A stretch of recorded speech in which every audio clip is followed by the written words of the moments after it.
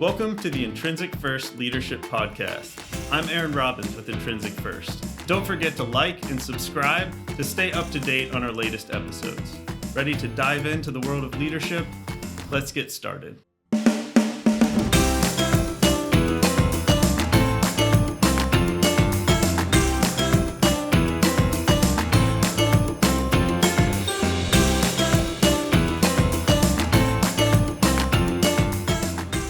All right, everyone. Thank you for joining the Intrinsic First Leadership Podcast. Unfortunately, we don't have Jimmy here today.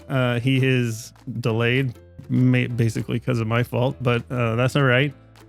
We have a special guest here today, Mr. Frank Muller, and I'm not even going to try to say his different role titles. We'll leave that to him. He has multiple leadership roles, both in nonprofit and in for-profit commercial organizations. And so we're going to continue our series on nonprofit leadership. Frank, if you don't mind just kind of giving us an introduction. Sure. I know you've got a good deep background in different roles, and we were talking before this about your start many years ago in NIWIC, which was, gone through many names over the years. It has. I think I joined NIWIC about halfway through those names. But yeah, I'd love to hear, just start out with your background. Today's actually a very special day for me. Today, December 5th, marks 40 years since I started my government contracting career. Awesome. I started as a junior in college working at then Naval Ocean Systems Center, Okay. which was the name.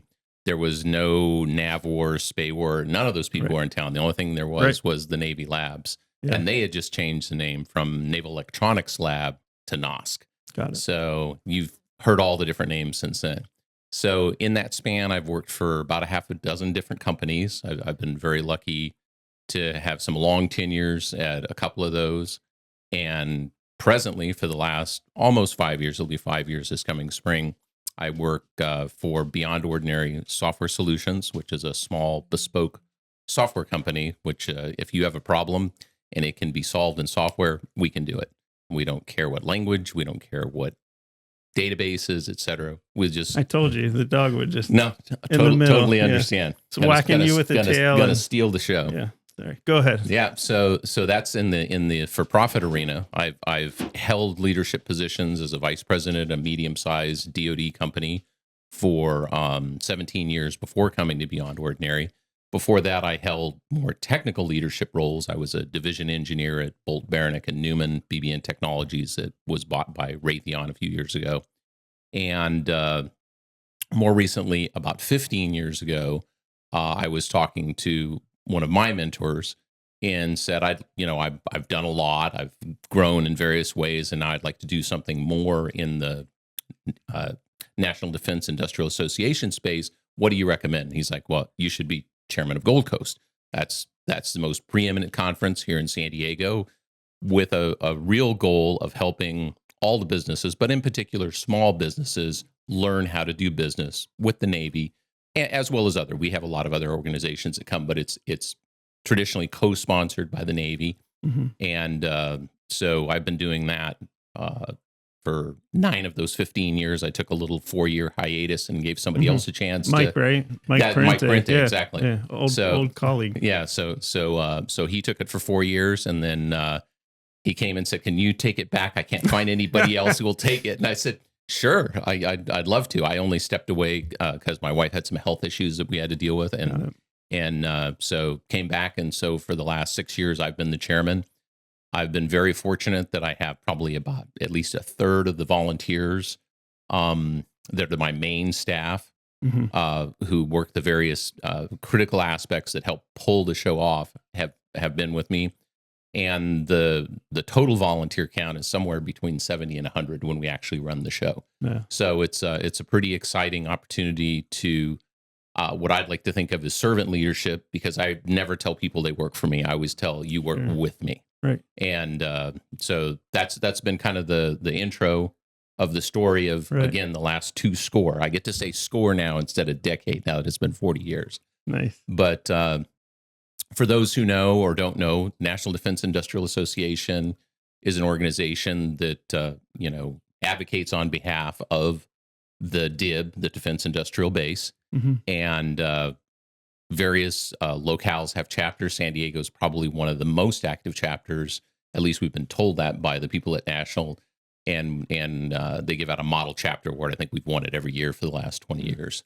So they're not just saying that to make you feel no, good. no. I don't think so. I think they really do. And Gold Coast is a preeminent event, and both for the Navy as well as for NDIA. Yeah. And so we've been doing that now. Like I said, Gold Coast itself actually came to San Diego in 2003 or 2004. I can't remember the exact dates. And interestingly enough, Women in Defense, which is a subchapter of NDIA, they decided to start a San Diego chapter. And so I wandered over just to see if there was anything I could do or help. And so it was, I believe, about 5 ladies and me that started the Women in Defense San Diego chapter. That's so awesome. I've been kind of involved on that level. On the for-profit side, I've also tried to lend expertise to any small business that wants it free of charge. Yeah. So mentored a lot of people that are just starting up as owners or executives in companies over the years to, again, try to give them my philosophy, which, again, I tend to think of as servant leadership. You get better results out of people if you work with them than try to, direct them. Sure. So that's kind of a little bit of a quick background on me. But what questions or what other stories do you want to hear? Because I got a million of them. Yeah, no, I have a lot of questions. I think I'll try to go, we'll go from the beginning. I'm curious, what was your original area of expertise as a contractor? So I started basically as my title was analyst, which means nothing in the contractor world, but I was basically a system administrator and a network administrator. So we had labs full of computers and networks. I'm not sure what the right emotion is, but I was there before Ethernet was a thing. Sure. So we had all the precursors to that, token rings and Banyan Vines and DECnet, and so I lived through that whole era all the way up till the mid-90s when we got the World Wide Web, which was another big giant step forward. Right. So my early job, system administration primarily. I was finishing my degree in math. I tried to get into the computer science program, but it was heavily impacted. Everybody, they're like, well, do math and then you'll be able to roll into computer science at some point. I wound up getting an emphasis in statistics because I fell in love with all the coursework that I did. Yeah. So as time rolled on, that kind of evolved into other roles like senior technology roles within the projects that I was working. So I went from being system administrator, network administrator, to then being a subject matter expert or technical lead based on what we were doing. We were doing a lot of work with DARPA, Office of Naval Research, et cetera, mostly in those who know the number 6162, which is basic research and applied research. Yeah. And so I was involved in authoring a couple of papers way back in the day when we were first doing things that were called back then the, I can't remember, semantic web. So right after we came out with web, they tried to come up with the semantic web. So I was involved in some of that as well. As I was rolling out of my BBN career, I got a call from a headhunter saying, would you like to have lunch? And I'm like, sure, always happy to listen. And so that's how I went from being a division engineer to being a vice president in a medium-sized company. They said, we have a need for a San Diego vice president. Someone gave us your name and your resume, and we're really interested in talking to you. Still to this day, I've never found out who or how, where it came from, just that they found me. And I said, sure, what's the role? So it was P&L for about $5 million in revenue and about 50 employees, and did that for, like I said, 17 years. Wow. Grew that to probably, 10 or 15 million a year and about 100 employees. Nice. And then an opportunity to go to work with a friend of mine, Jake Anderson, who owns Beyond Ordinary, who worked with me at BBN back in the mid 90s. I was actually his boss back then. Okay. So chance to reverse roles and let him be my boss and do something a little bit different. His company is focused primarily in commercial, but my coming on board, we have added defense. So we're doing some work for NAVWAR now, as well as the commercial work. Yeah. So beyond that's a real quick 40 years. No, that's perfect. That gives me an idea, but it's, essentially the IT, computer science. Yeah, kind of exactly, area. exactly. That's been my background. Which makes sense. I've been fortunate though that in a lot of the work that I did back at BBN, we were doing information security before it was called cybersecurity. Sure. So I got to be kind of at the beginning, not necessarily one of the leaders, but I got to be with the leaders that were developing all that, and all the way through, the current cybersecurity that DoD focuses on. Yeah. So now, and you're basically doing, you mentioned two things: the Beyond Ordinary, right? Correct. And are you a founder of that organization? I'm an employee. Okay. Jake is the 100% owner. It's a small company, less than 10 employees. Got it. And I'm trying to help develop and build the government business. Got it. And based on the knowledge of all the work that I've done over the years and the contacts that I've made with various folks at various companies. So that's the goal, is to build out that side. So I'm not familiar with Beyond Ordinary. Can you tell me just a little Sure. about what the organization does? And so again, as I said, bespoke software, primarily software engineering. Okay. A couple of our commercial clients in the insurance industry, interestingly enough, but mostly develop software to support that. So Okay. the customer set actually provided websites and templates and forms and databases in order for what they call producers, which are the insurance agents, to develop quotes. Got it. And so Jake's company has done that for almost 20 years. And now we're actually, for the last 3 years, we've been very interested in AI. We actually have pulled in a lot of models in-house and actually are playing with them in-house. So we're not on the internet with them. Right. We actually have them on computers in our offices, and learning what you can do with AI in terms of software development. So Jake has well over 30 years experience in that, being able to take the power of various AIs, is able to develop the software that would normally take 100 people, right, and do it probably in a tenth of the time. Right. So that's also been one of our focuses, to look at what are the tools with artificial intelligence, particularly generative artificial intelligence, that we can use to both develop software tools as well as other tools. Like one of the things that we've developed is CMMC is a big topic in the DIB right now. So we created Ask CyberSam, and that we basically put in it only the knowledge of all the CMMC documentation. So you don't get any hallucinations about guitars or anything, because it doesn't exist in the corpus of knowledge that it has. It only has that knowledge. Yeah. So those are just some projects that we've done. We've also done some machine learning projects, Okay. Relying again on a different form of artificial intelligence. Machine learning is a little bit different than like the generative ChatGPT things, more about recognizing patterns and then being able to train the machine to, based on the patterns that it's been trained on, find a pattern and then say, yes, that's what we're looking for. Right. So a little bit of everything, but one of the things Jake likes to say, if it's fun, we'll do it. Sure. Yeah, no, that's so I didn't mention that when we were talking earlier, but I actually built a software program. I'm a mechanical engineer. Right. As a start, I took a C++ course, 20 years ago, but I use ChatGPT, and it's incredible, it's amazing capabilities of what it can do with software development. And my whole thing and what I kind of learned from that use, and now I use it in a lot of areas, but I think there's two ways to use it. One is to kind of try to replace your skills and kind of do it for you. And another way is to upskill yourself, right? And sort of expand your capabilities. And I think when you look at it like that, because that's sort of just intuitively how I treated it, it was like having this little expert coder right next to me with infinitely fast typing skills that I could say, hey, I want to do this and this and this. How do I do that? And then, oh, but wait a minute, I got this error. Explain that to me. Tell me how it works. And then next thing you know, still took a good amount of time. Sure. But next thing you know, you got a whole software program doing some really cool stuff. Well, as I mentioned before we started a little podcast called Tales from the DIB, based on, again, my 40 years of experience telling stories.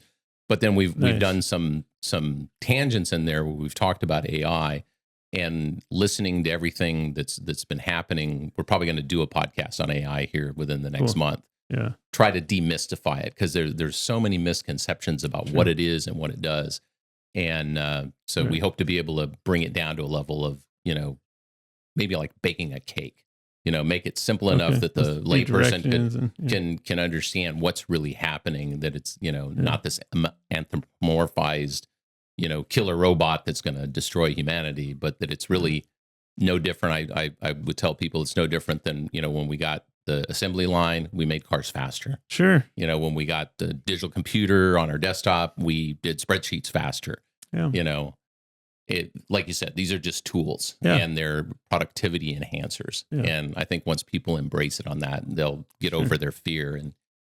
We're looking at that even in how do we support, again, things like Gold Coast? What are some tools that we need to support the conference? My sponsorship chair, for instance, really got into, just like you, got into the Chat GPT and started going, I can make some apps, and we can build some apps to support our sponsorship drive for Gold Coast. Mm-hmm. So even something like that, we're figuring out ways to pull in these productivity tools. Yeah.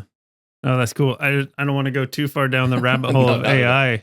I do think there's some scary things about it, that if people use it in the wrong way. But the analogy that one of my colleagues or friends had used was similar to spreadsheets and stuff, but the calculator. Right. I thought, when the calculator first came out, and I was little when that happened, but from what I understand,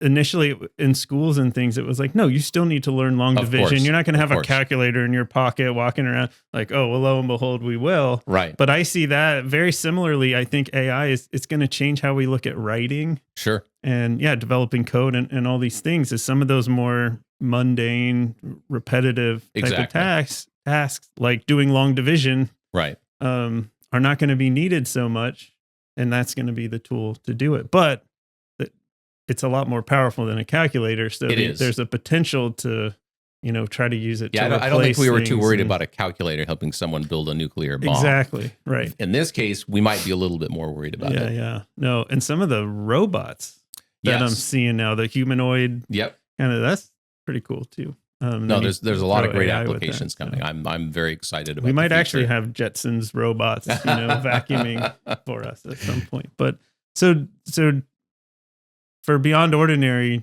just to kind of wrap up that piece of it, you're going after government work now. I assume it's also in the computer cyber AI. Exactly. So we're trying to leverage, what we do as a company and focus primarily on software development, because that is a niche area, especially in the market here locally, that not a lot of people do. Sure. There's a lot of engineering, but it's not traditional mechanical engineering or even computer engineering. Yeah. It's more of systems engineering. Yeah. Exactly, that was the word I was searching for. Yeah, and so taking model-based systems engineering. Yes, that's a big name now. It is big thing. But we think with the tools that we're seeing and the years of experience we have and the ability to identify, we also have some junior folks that work with us. Yeah.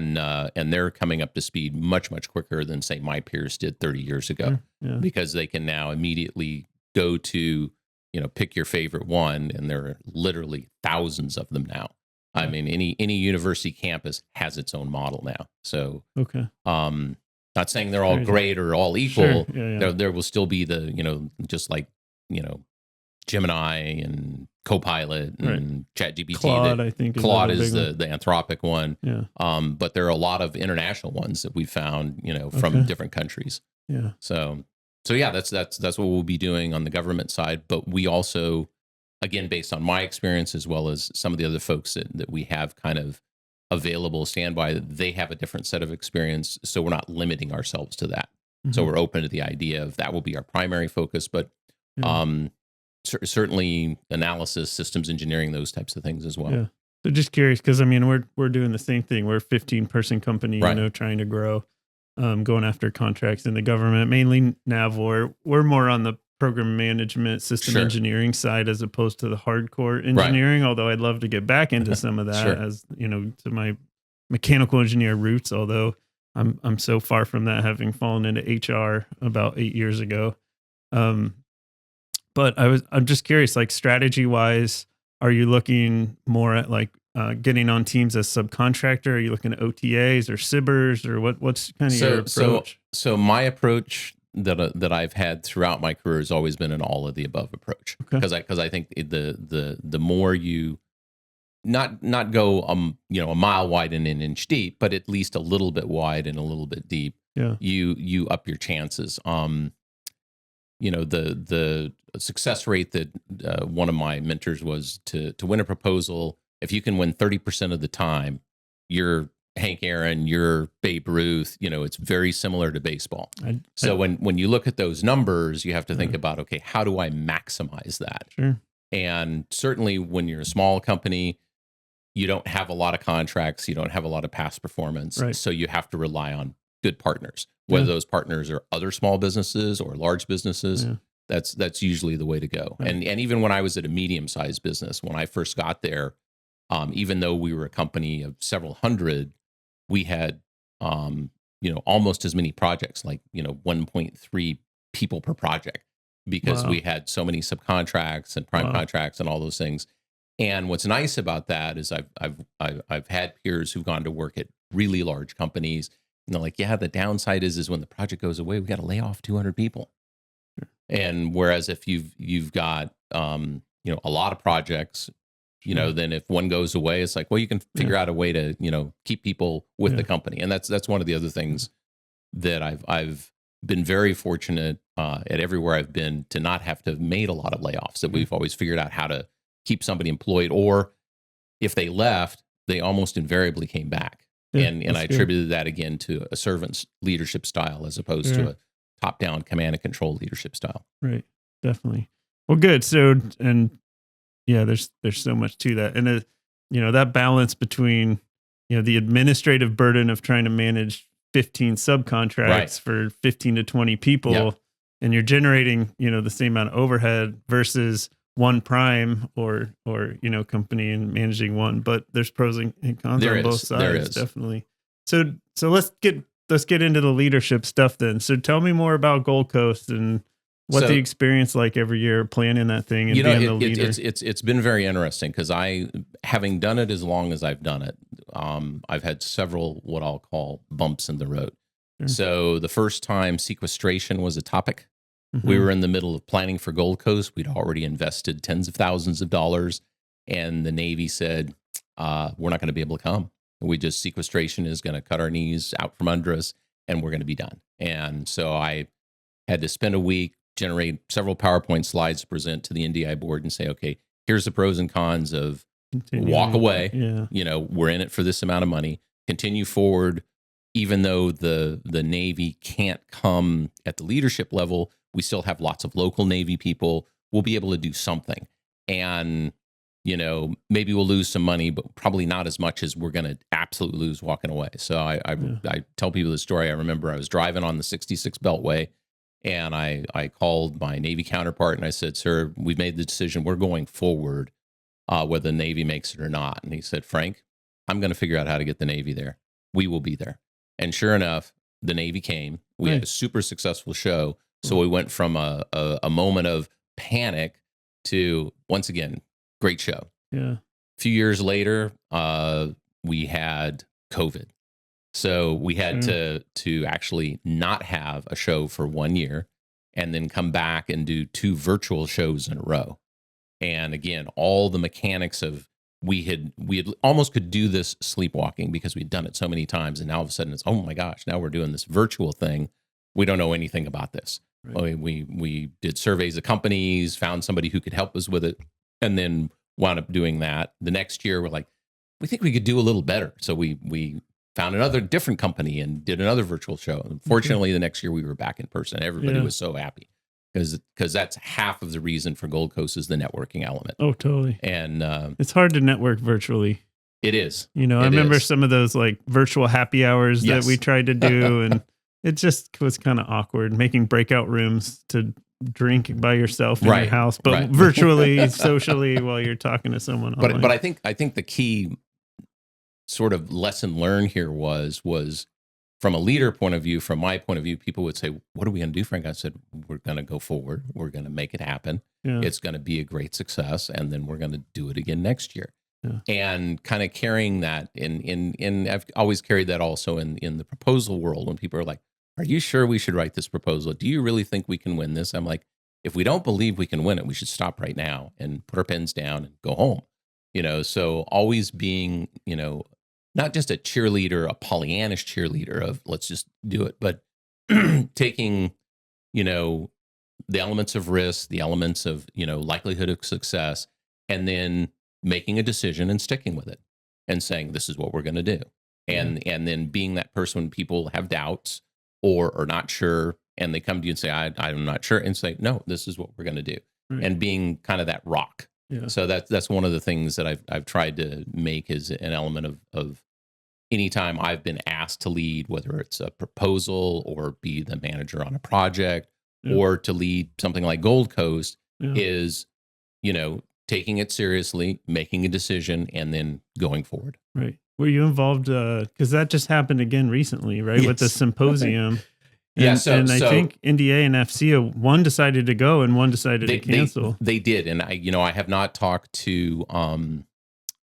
I think part of this is a guess. They were scheduled to be the same week, and there probably was a little bit of overlap. And my guess is they probably did not want to rely only on that overlap if they couldn't get people out from the East Coast. They're also a slightly different focus to the two areas. Mm-hmm. And because the AFCEA one is more focused locally on Niwik Pacific, mm-hmm. I think they felt more comfortable that they could get the local people there, even if and what they wound up doing is they wound up coming in as, I'm so-and-so, I'm a civilian. I'm not from Niwik Pac. I'm here, though, to talk about what I know. Mm-hmm. And so that's kind of how they got around the fact that even though there was shutdown going on, those people still could come in their civilian capacity and still talk about what they know. Okay. I don't think NDIA had that ability because, again, it was expectation of more people coming from not just the West Coast. Got it. And I think also it would have been to do both of them in that environment. I don't know if they got together and said, okay, who cancels and who goes. Oh, interesting. Yeah. I would imagine there was at least some conversations. Yeah. A lot of the people, both in FC and NDIA, either overlap by virtue of being on both boards, or we have liaisons to each other's organizations. So we keep in close contact. We try to keep our calendar deconflicted so we don't wind up stepping on each other. And that's been going on for a number of years, and that's proved to have been extremely helpful to keeping both organizations as viable and vibrant as they are. Right. Nice. So from a leadership perspective, one of the biggest differences or characteristics of leading in a nonprofit environment is that you don't have what we call legitimate power or the coercive or reward power like you do in an organization, right? Not that, in my opinion, a good leader shouldn't need to use that type of power anyways. Like you said, servant leadership, it's a collaborative thing. And, Ken Blanchard, I like the way he talks about servant leadership. It's kind of an evolution of Greenleaf's original servant leadership, where the term came from. But he looks at it as you have to, as the leader, set the direction, right? Of course. You set the mission, the vision, the values. We determine, who's going to get on the bus and where we're going to go. Right. But then you flip the pyramid and you're there to support and help the team achieve that objective, right? Not to direct them or push them or any of that. And so we talked about that in some of the prior podcasts as well, but I'm curious if you have, some stories or examples where, maybe that came up where you had to figure out that way of how do I deal with motivation or, situations where I don't have that easy kind of lever of, I can threaten your job or I can offer you a bonus or something like that. So I don't know. I will tell you what people have told me. Sure. What people have told me is they like working with me on Gold Coast. They like my leadership style. Mm-hmm. And so they look forward to coming back year after year. Yeah. I've never really pressed to say, what exactly is it that you like? What is it that I'm doing right? What could I do better? Yeah. Certainly, I've done those in the P&L sphere when we do annual reviews and those sorts of things. So I have some of that feedback. But I think some of it is also just when you're in the nonprofit sector, you usually have a mission. you know, whether it's a charity or whether, like in the case of the NDIA organization. And that is, the reason we're doing this is to benefit the defense industrial base, and particularly the war fighter. You know, the airman, sailor, coastie, marine. I'm sure I'm leaving somebody out. And part of that mission is, you know, we know we're also there to do business with other people we know and hope that we can leverage our contacts, and that leads to something on the business side. But I think knowing that you believe in whatever the mission is. So in the case of Gold Coast, I've heard various numbers of the size of the industrial base 40 years ago, 20 years ago, now. And then I also see it when I see the faces of the people coming into AFCEA and NDIA and those organizations. And the concern, obviously, is that if we don't have enough businesses, large and small, it's going to be really hard to support the Department of War, Department of Defense, whatever you want to call it, the sailors, soldiers, airmen, because there's this huge commercial tail, logistics tail that goes to everything they do. Yeah. And that's provided by those businesses, whether it's MREs, you know, as simple as you know, providing meals, to, you know, scraping and painting the boats, you know, to make sure they don't rust, all the way through the highly technical weapon systems and IT systems. All those are dependent on the industrial base.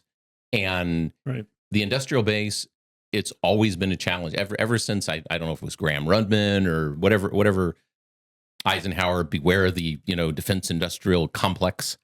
You know, that we've had a lot of bureaucratic rules and the FARs and the DFARs, and so it took a long time to get companies like Microsoft to even do business with the government, because they're like, yeah, that's just too hard. That just takes too long. You know, by the time we get around to winning a contract, we're going to be on version 7, and you're still going to be wanting version 2. So, again, I think that mission of making sure the industrial base continues to grow and thrive and bring in new entrants, especially today with things like AI and other new technology ideas, because it takes so long to go, okay, now what's an RFP again? And what do you mean TNM or I was just talking to a sailor about that yesterday. I was interviewing. She's transitioning like in July, and I was asking her, because she's starting to take some DAU classes as preparation to, you know, get a job after Navy. And that was one of her realizations, was like, you know, they talk about the cutting edge of the Navy, but it's kind of like, well, it's not really cutting edge because it takes 5 to 7 years from this time you start that design, which they're trying to fix. That's one of the biggest focuses now, is agile and trying to get things out faster and quicker and shorter increments. But yeah, it's always a challenge for sure. So that's what motivates me. That's what motivates. That's why I've stuck with Gold Coast so long, is because I really do believe in the mission. I really do believe in, you know, if we don't have this industrial base, how are we going to support, you know, the department? Right. No, I'm hearing that connection. So to go to motivation theory, which is like that's sort of my background expertise now, is self-determination theory says there's 3 basic psychological needs that we have as human beings. Right. One is autonomy, right? We need to feel that we're in control of ourselves and our behaviors, that we're not being forced or coerced. We need to feel competence, like we're able to apply our skills effectively. And then we need to feel relatedness. And that's what I'm hearing, a lot of relatedness, which is really twofold. It's about connection with people, which you've mentioned a lot of. It's people like working with me, and we like working with each other, and there's just a good connection there. But also the purpose. There's something bigger than ourselves. And I think it sounds like a lot of the people you're working with as well, you see them as coming into this volunteer role in the first place because they've got that close tie with their own personal values or experiences to the mission of in this case, I guess, Gold Coast. Right. You agree with that? Sounds. I do. And I would say, you know, if we had some of those people here, they'd probably echo that. Because a lot of times, first question is why are you doing this versus, you know, working opportunity cost, right? You have whatever other job you could be doing. Why are you in this business instead of something else? Especially people, and there's a larger and larger percentage that are not straight out of the military, that haven't just done their 5 or 10 or 25, and retired out, and it's like, okay, well, what's my next natural career path? Well, Yeah. contractor or civilian, Sure. and I'm seeing more people who are coming straight out of college, and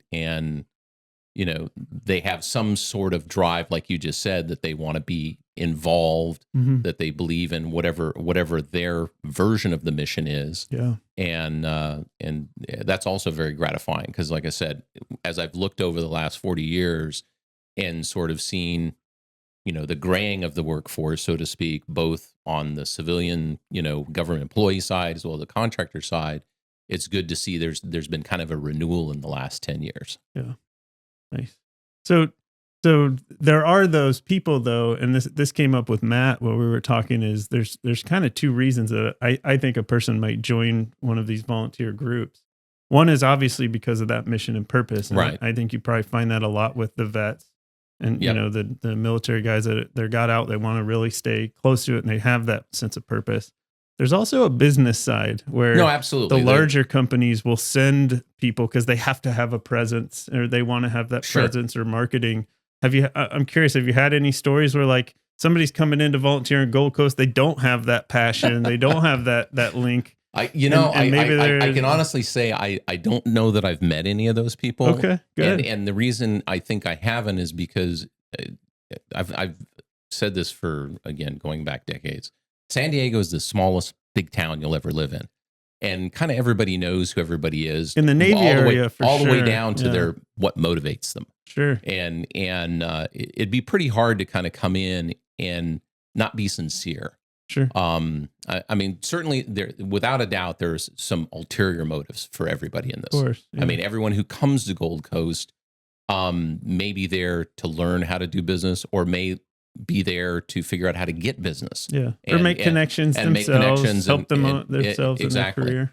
But given the amount of work that the volunteers do, Sure. and they do a lot. Yeah. I mean, we start our planning now Yeah. for a conference in August, and they put in countless hours. So I don't think they could do that if they were insincere in any way. Sure. Well, I got to imagine just your passion for it is contagious too, right? I hope If so. somebody I hope it gets so. in the team and they see that and they Sure. feel that, and the other kind of core people, you kind of have to mold in a little bit. Right.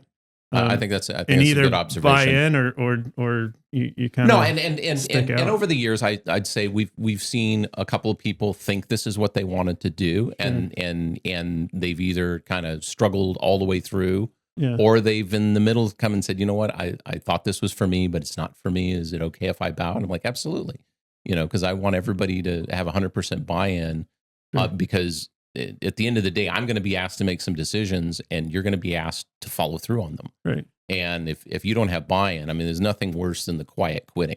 Yeah. And so, yeah, but there have definitely been people over the years that they thought this is what they wanted, and they're like, oh, wow, this is a lot more work than I thought it was going to be. I thought that I was just going to be able to put this on my resume that I, volunteered for this, and it was going to look good. Yeah. How do you address that? Are those discussions you have, or do they kind of just quietly? No, I think sorry, I'm out. Yeah, like I said, there've been so few of them. I can't really remember a good anecdotal story that goes along with that. And also, people are people. Sometimes there's differences of opinion, and a lot of the people that I've worked with over the years, like myself, are executives at companies, and they're not used to being told no. Sure. And so it takes a pretty strong person to go, okay, Roger that. That's your decision, not mine. I'll carry it out. Yeah. So and luckily, again, not too many stories that I can come up with where there was an issue. So what about if you think back to some of your leadership roles in some of the companies you worked at? Are there differences in how you led? I'm gonna say sort of knee jerkly no, but I don't. You'd like to think not, but I don't think that would be true, because I think So one of the things.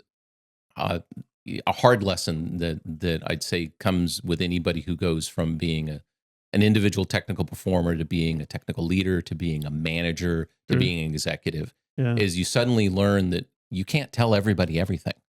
Sure. Because you don't have time to give the context of everything. And you'd love to tell everybody everything, but it's like, but I really need like a year to say why Sure. Why are we doing what we're doing? I mean, I would say for the most part, the people that I've worked with would say you do a lot more to motivate people and say, this is why we're doing this. This is why this is important. The rationale. And as opposed to because I said so.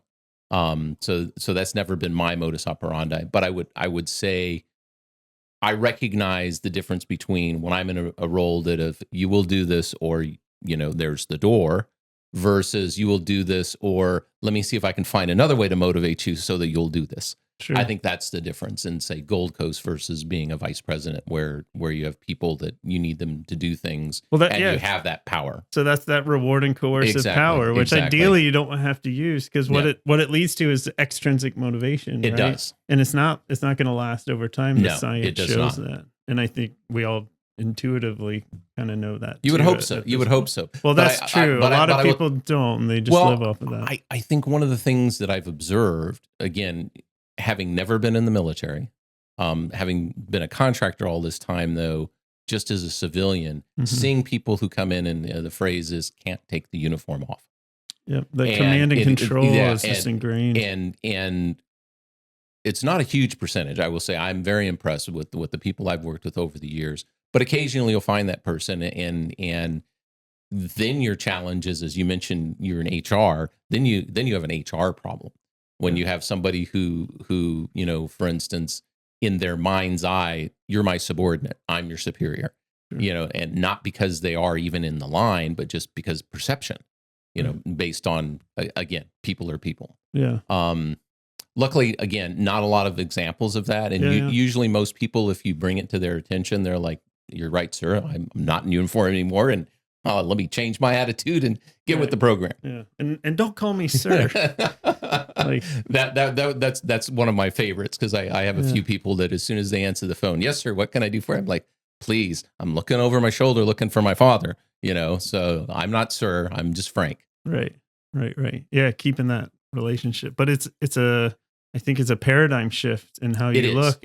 Especially in, I think, wartime deployment type of leadership. Oh, yeah. You're going through training. It's very straightforward processes you're following. There is a directive kind of, my job is to task out and things like that. But in general, I mean, that's almost, you could argue, management at that point because you're facilitating a process. Sure. It's not leading people, which is inspiring and influencing them. Well, that's a great observation because it's very interesting you say that. And you mentioned Ken Blanchard, of which I know him well and read several of his books, and the word leadership all by itself has as many definitions as the people you hand it to. Sure. And certainly I've seen, again, what we were just talking about in the military, from their point of view, leadership is, accomplishing the mission. Yeah. And whether or not it's getting people to do stuff by motivating them or directing them and saying, this is what you will do. This is the order. You will follow this order. Right. But I agree when you come out into the non-military world and you start talking about leadership, I think that is another important thing. It's about motivation. Right. It's not about directing. Well, and for Ken Blanchard, that's a big distinction for him in terms of, because they look at directive and supportive leadership, right? Right. Direction is not about power, right? I have the authority, so I provide direction is about ability. Right. If you have a lower ability, then I'm going to provide you more direction because you need that to learn and grow. Right. And build your skills, not because I need to tell you what to do because I'm the boss and you're the follower or whatever. Right. So yeah, no, that's good stuff. So what any stories that come to mind on just like, fun, like what was the best Gold Coast that you had in terms of like the team and just the leadership experience? Does anyone stand out? It's a tough question. It is. I would say, even this past year was challenging. So we had a change in administration. We had pretty much had everything ready to go. We were heading down the road, and all of a sudden it's like there's a new approval process, and now we're not positive we're going to get approved, and we're like, okay, that's actually host the event. Yeah. Well, from the point of view of whether or not the Navy would be authorized to show up. Got it. And And every meeting I'd go to, everybody's like, oh, this is it's not going to happen. And I'm like, yes, it's going to happen. It's absolutely going to happen. This is just another one of these bumps in the road. And we then got our approval from the Department of the Navy, and then all of a sudden something happened, and then there was a new Department of Defense level approval that was needed, and everybody's like, "Oh my gosh, we just got done getting all of that. Yeah. Are they really going to not let people come and speak?" That was the main thing, because we were concerned about our That's speakers. like the theme of this year is just churn and change. Exactly. Yeah. And I'm like, no, it's, we'll figure it out. But that it's memorable from the point of view of having more than one sort of roadblock thrown up, and having to be able to get over that initial, teeth sucking moment of, is it going to happen? Right. Are we going to have to cancel? Is, just like what happened with the shutdown. Yeah. And so we kind of faced that, twice this year, which any other year we'd only faced it once. Sure. So that's what makes this year probably most memorable. Well, and so you've got all these volunteers coming in, volunteering their time. They don't necessarily understand the process, so they're wondering, about their time. How do you balance that? Because you're not 100% sure whether they're going to approve it or not with this churn. How do you balance that, and how you work with the team without deceiving them, being transparent, but also settling them hey, we're going to move forward. Let's just keep going. I think probably because everybody has seen that I'm not Pollyannish, but I'm always going to be the person that is, unless the world ends, we're going to make it happen. And whether or not it's the full blown, everything we wanted, everything we expected, right, we've still got all these other people who've committed time and money and are planning on an event. And if the worst thing happened is that we had half as many speakers as we thought we were going to have, we would still have the event. Yeah. And so that's what I would say to people. Keep the eye on the prize. Is we just got to keep moving forward and keep working, with the principals, on the government side to keep us apprised of, what should we do as a fallback position. Right. And that's all you can do. Yeah. And again, I think the challenge for me is when somebody is, frustrated, or I just heard the latest rumor and this is, and I'm just like, I can't live in that space. Right. I just have to keep planning as though we're going to do this and keep marching everybody forward, because otherwise we're going to stop and we're going to freeze in place, and we can't do that. No, I mean, I think that's great. Although I will say, like, from my experience with some other leaders, that's not how it always works, right? Is keep an eye. You have some of these, where I think there's this perception of I'm managing by walking around, but as they're walking around, they're basically just train of thought. So if client just called and said, "Oh man, there's an emergency," then my walking around to this person is just, going off about this emergency, and the sky is falling. And then a couple hours later, it's, "Oh no, that's fixed." So the other people I'm talking to, and you get this just like, we get this churn within the team, sure, right? Where I think that's, anyways, I think that's a key thing is in a leadership role is you got to help keep people focused on that, and you got to know when to stop too, and you don't want to just go crazy, just flopping around wasting your time. But it's we certainly in the commercial side we face this multiple times in the proposal process. We're going through the capture and proposal, and we're like, okay, when you have those no-go decisions. Exactly. And you have multiples of those along the way, or suddenly I can remember we were in the middle of something and somebody asked a question, and we're waiting, and we're like, we hope this isn't the answer. And it was the answer. It's like, okay, we're done. We're quitting. We're stopping. Right. We cannot win. Any more effort we expend towards this is a waste of time and money. Right. And so we just have to, as much as we'd like to say, get over that feeling of pot committed. But we're 80% in. It's like, so what?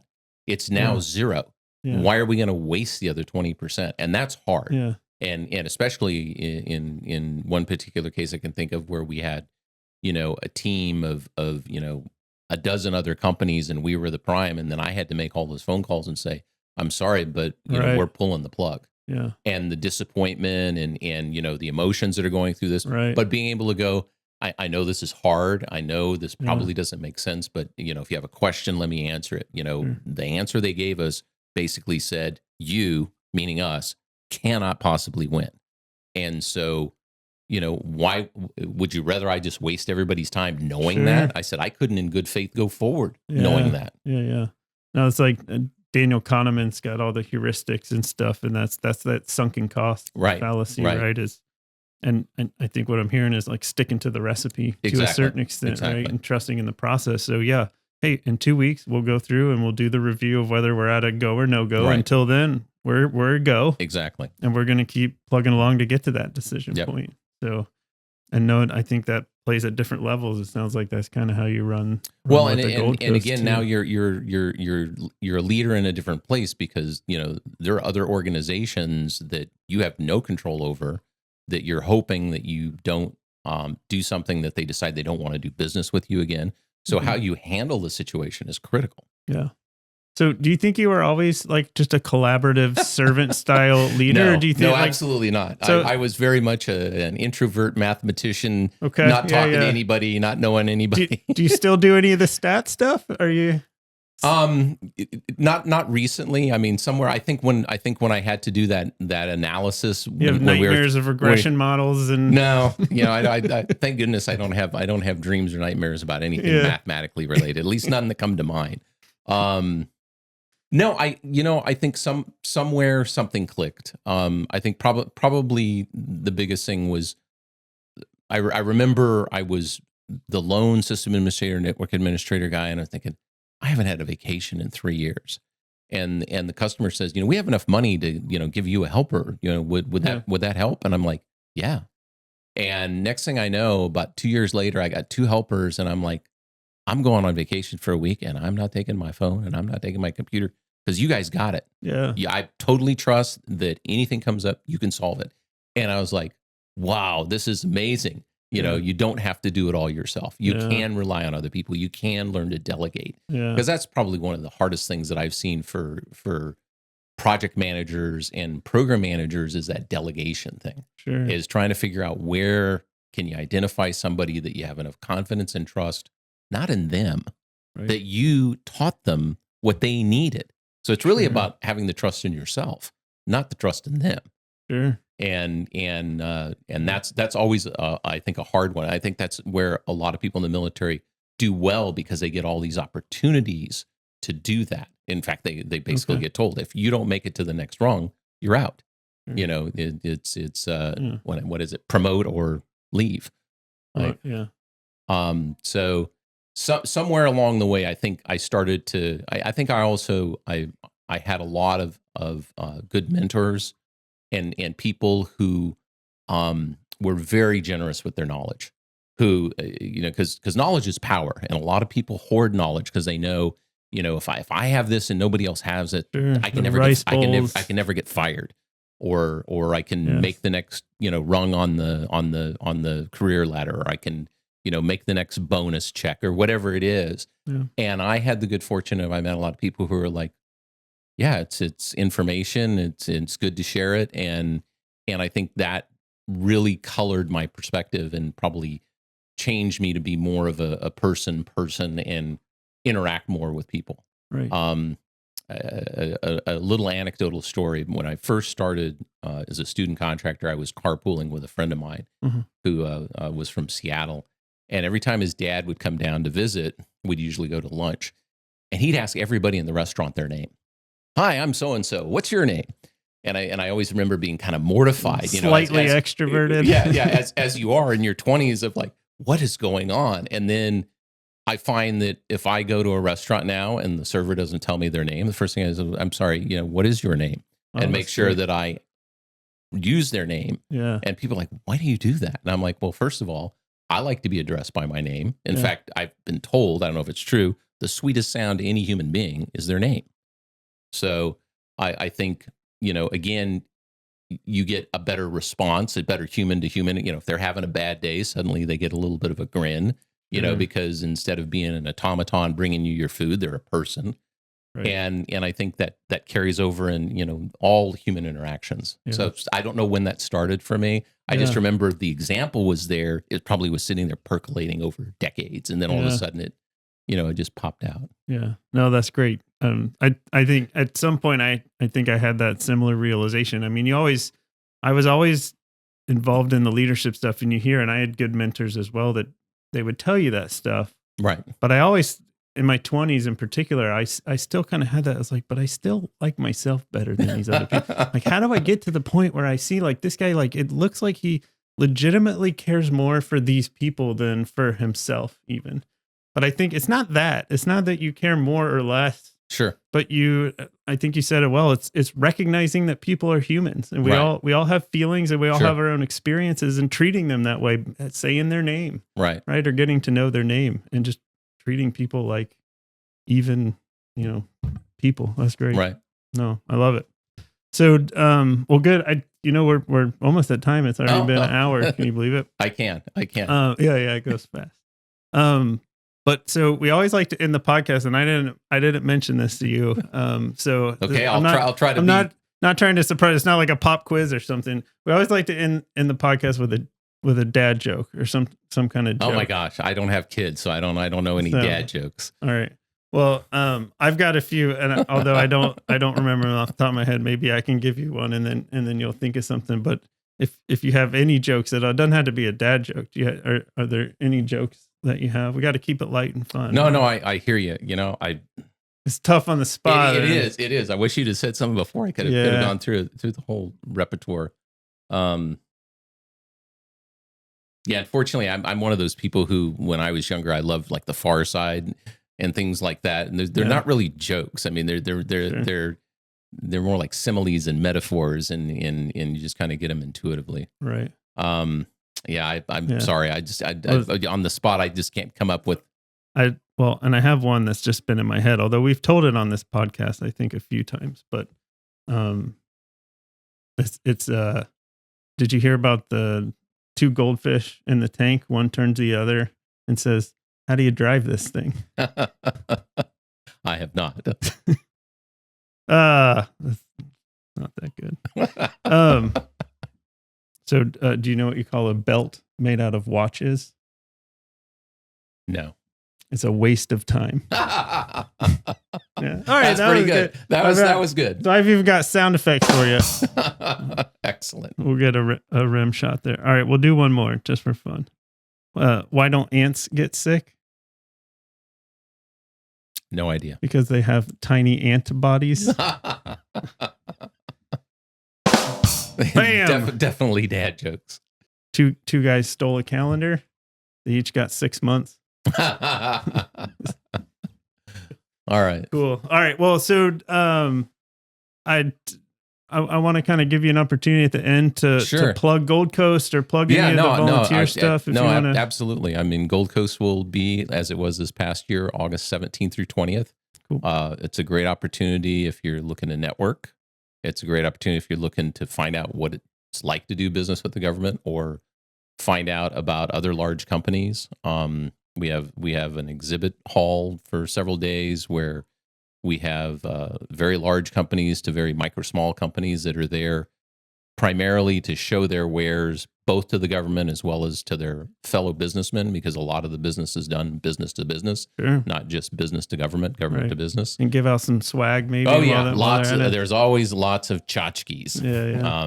Yeah. That's so to go back a story, not such a great story. I remember one year we had Gold Coast before we were really good on the security. We would leave the hall, unattended over lunch while everybody went to lunch. And this lady came in with a radio flyer wagon and pretty much took every tchotchke she could find off the table. A wagon? Not just a bag? No, she had like 2 trash bags and a wagon. So you go in, you find the one that's giving away the grocery bags. Exactly. And then you fill that up with some pins and clips and stuff. Yeah. A wagon. That's amazing. Yeah, somebody saw her, but we weren't able to stop her or get everybody in. So we had some people come back and go, I had 500 pins and there's like only 100.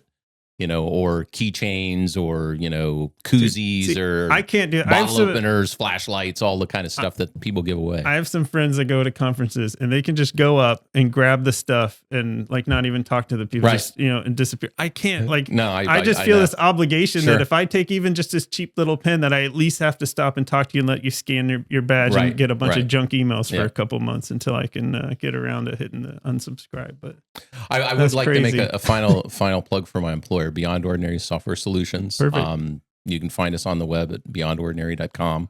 Yeah. And we also have a podcast, the Tales from the Dib, which I'm the host of. Awesome. And we've done, I think, a dozen or so. Is that on Apple Podcasts or Spotify? It's on all of them. So we post to a bunch of them, but there's a link on the website, cool. beyond-ordinary.com. Cool. And then we also, Jake and I just put out a book on Amazon. So if you go on Amazon and look for Jake Anderson and Frank Muller, awesome. Launching GovCon. So it was kind of a take everything that we've been doing at Gold Coast to here's all the stuff that nobody tells you about if you want to do business with the government. Oh, nice. That's awesome. Yep. Very cool. And you so self-published? And we did. We worked through a marketing company that we were doing some upgrades to our marketing. They said, "Do you want to do a book?" And we're like, "What do you mean?" It's like, "Oh, well, Amazon, Kindle, self-publishing. We can help you. And so it was actually a fun project. We're gonna I think turn it into a series. So this is gonna be awesome. A one of. So it's almost like a how-to helpful guide. It's a helpful guide, that and gives you a lot of the terminology that you wouldn't have unless you'd spent like 5 years in the business. And so we hope that it is not meant to be 100% of everything, but it's meant to be kind of a condensed version of here are all the things you should, if you're going to go do business with the government, do all these things and understand what all these means, because you're going to see all these terms and, hopefully it'll save you from looking them all up on Grok or ChatGPT. Sure. Yeah. So you can read the book, but you still have to stay at a Holiday Inn Express. Exactly. If you want to really be a successful business entrepreneur. Aaron, thank you so much. This was a lot of fun. I really appreciate the opportunity. It was great. Thanks for joining.